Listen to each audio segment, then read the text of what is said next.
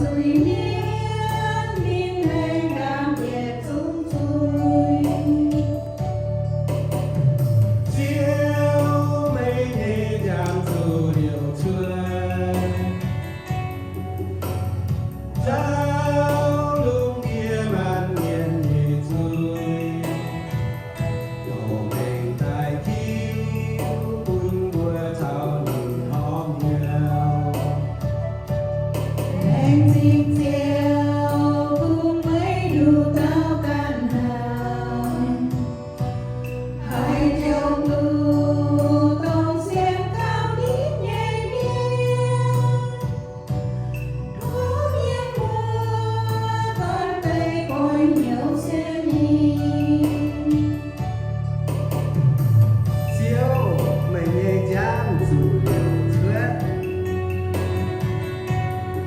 giao lúc kia màn nghiền nhẹ chuối có mình tại thiếu buồn bùa chào nhìn hóm nhau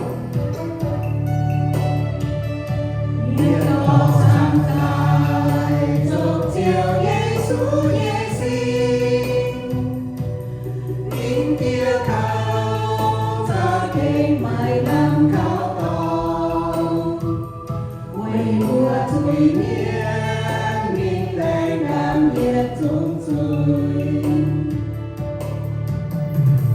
chiếu mấy nhẹ nhàng dù yêu chuối